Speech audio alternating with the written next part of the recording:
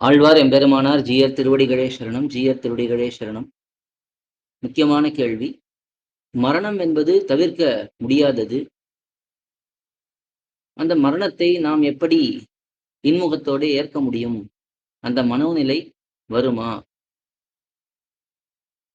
இந்த கேள்விக்கு பதில் அறிவதற்கு ஒரு விஷயத்தை நாம் முக்கியமாக தெரிந்து கொள்ள வேணும். ஆத்மா வேறு, உடம்பு வேறு என்ற புரிதல் கண்டிப்பாக இருக்க வேணும். இது ஆன்மீகத்திலே முதல் படி என்றே சொல்லுவார்கள். கண்ணன் எம்பெருமான் பகவத்கீதையிலே 2வது அத்தியாயத்திலே இந்த ஆத்மா நித்தியமான வஸ்து, எப்பொழுதும் இருக்கக்கூடியது என்றும், தேகம் உடம்பு அழியக்கூடியது என்றும் விரிவாக விளக்கியுள்ளார். அதிலே பல ஸ்லோகங்களிலே ஆத்மாவுடைய நித்தியத்தன்மையை விளக்கும்போது, தேகினோ அஸ்மின் யதா தேகே என்கிற ஸ்லோகத்திலே நல்ல அறிவுள்ளவர்கள் இந்த உடம்பு எப்படி குழந்தை உடம்பாக, வாலிப உடம்பாக, வயோதிக உடம்பாக மாறி மாறி வருகிறதோ, அதே போல இந்த உடம்பு உபயோகப்படுத்த முடியாமல் ஆகிவிட்டது என்றால் மரணம் அடைந்துவிடும். மீண்டும் அவனுக்கு இன்னொரு உடம்பு கிடைக்கும் என்பதை காட்டியுள்ளான்.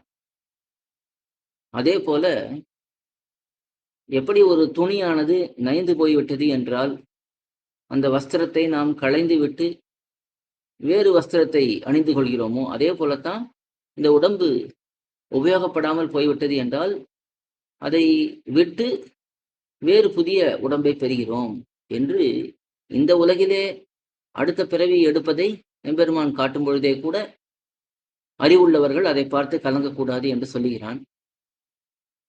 ஸ்ரீ வைஷ்ணவர்களாக, பிரபன்னர்களாக இருப்பவர்கள், பகவானிடத்திலே சரணாகதி பண்ணினவர்கள், பெரியோர்கள் ஆச்சாரியர்கள் காட்டிய வழியிலே வாழ்பவர்கள், இவர்களுக்கு மரணம் என்பது ஒரு மகிழ்ச்சி தரக்கூடிய விஷயமா தான் இருக்கணும். விருந்தாளிக்காக காத்திருப்பதைப் போலே மரணத்துக்காக காத்திருக்க வேண்டும் என்றே பெரியோர்கள் சொல்லுவார்கள்.